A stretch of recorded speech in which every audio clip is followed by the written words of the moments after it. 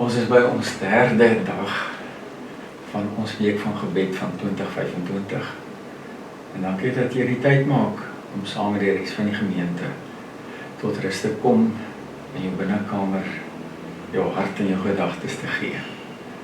Dat ons voor die Here kan voorbeding doen, maar ook toelaat dat hy ons kan vorm wanneer ons bid.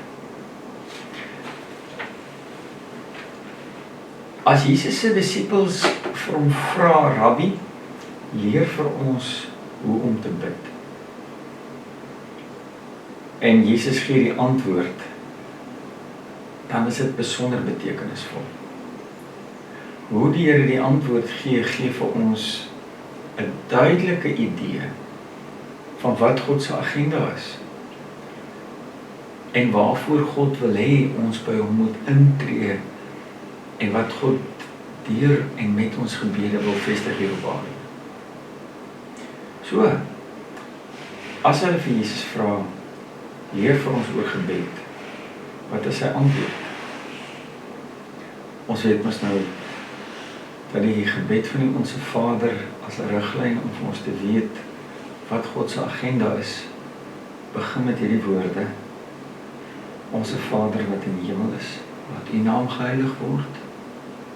Laat u koninkryk kom, soos vir dit nou in die hemel heers. Laat u koninkryk hier op aarde deurbreek.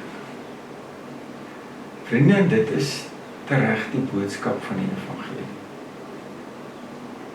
As Johannes die Doper in Matteus 11 sy disippels stuur om vir Jesus te sê, is jy regtig die een wat gekom het? En as jy die een is, hoe weet ons dat jy die een is? Dan is Jesus se antwoord vir Johannes die Doper se disippels baie duidelik.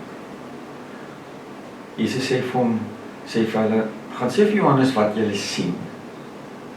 Blindes sien, mense wat uitgesluit is van die samelewing, dis melaatses word herstel, dowes hoor, dooies kry nuwe lewe, en die armes kry die goeie nuus, dat hulle nie meer uitgesluit is van die lewe nie. Die koninkryk waarvoor Jesus wil hê ons moet bid, is die koninkryk wat Jesus met sy menswording hier op aarde kon vestig het, deur hoe hy opgetree het, deur wat hy gedoen het.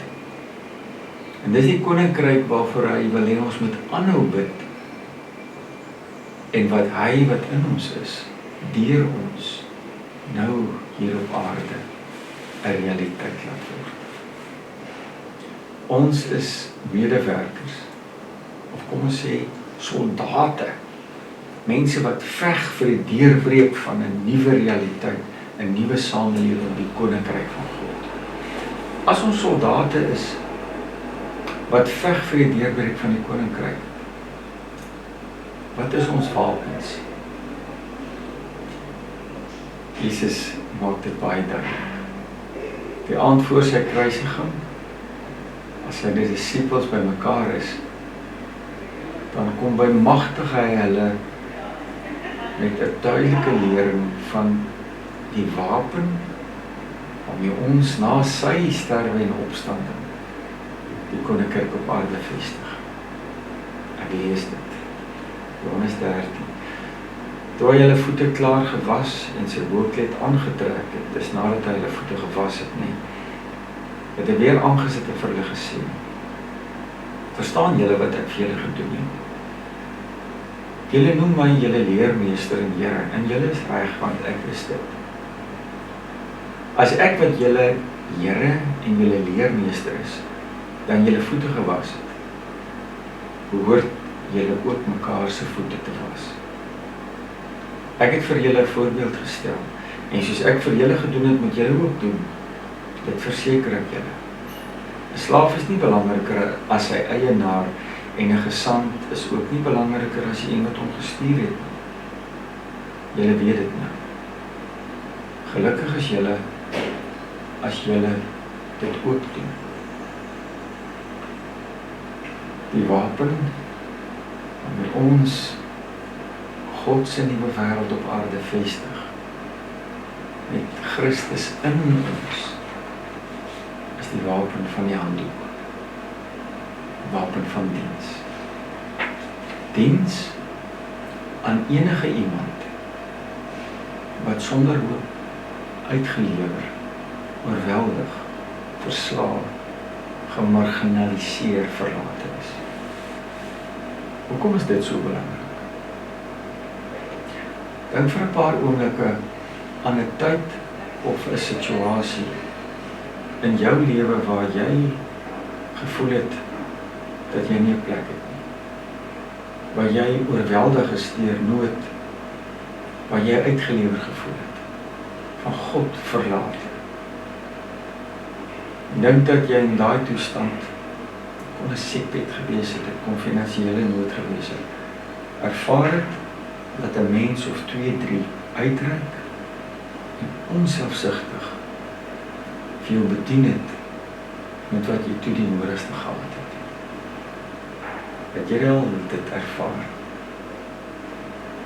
Indien kan jy onthou hoe dit jou ervaar het, dat God jou nie vergeet het nie.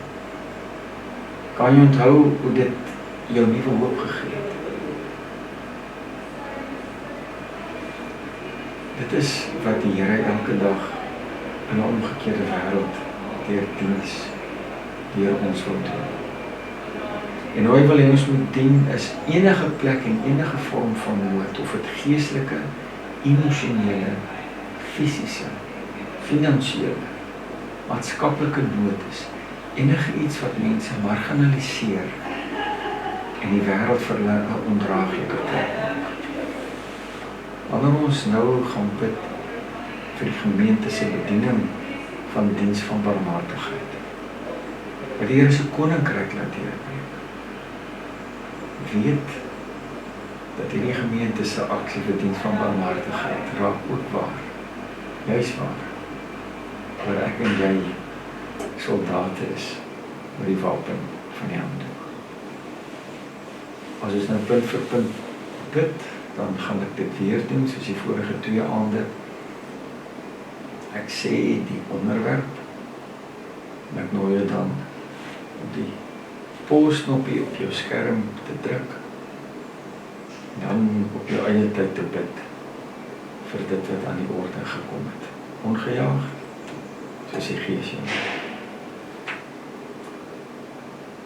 Die eerste saak vir gebed wil ek jou nooi om die Here te dank vir die kere wat ander se diens jou gehelp het om hom te ervaar. Neem nou tyd daarvoor, dat die Gees jou help.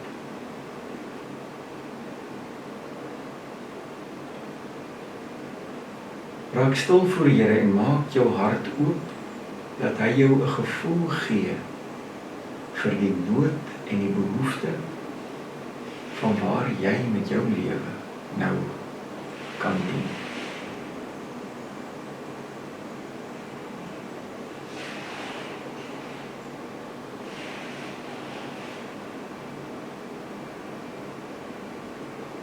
Neem dan nou juist tyd om te bid vir nood in ons gemeenskap, in ons stad en in ons land.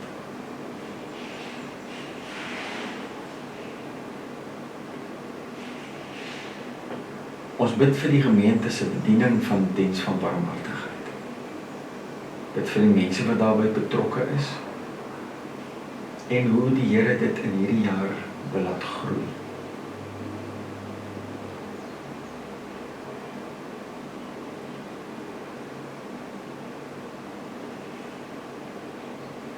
Bid dat die Here ons sal wys hoe ons spreekwoordelike visies en broodjies, dit wat ons het, hoe dat ons dit in sy hande kan plaas, sodat hy dit kan vermeerder, wanneer ons dit met ander deel.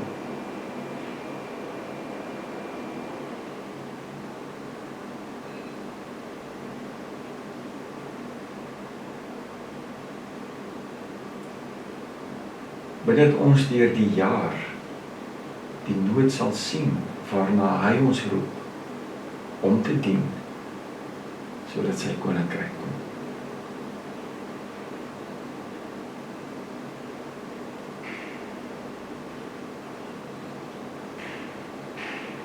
Dank die Here vir ons gemeente se omgeewinkel wat geseën word met skenkings en waaruit ons fondse genereer vir hulpverlening aan ander. Bid ook vir die winkel en die mense wat daar arbei.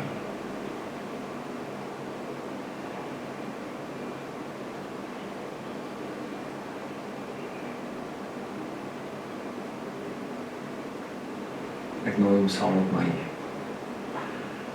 af te sluit, weer saam met my te bid.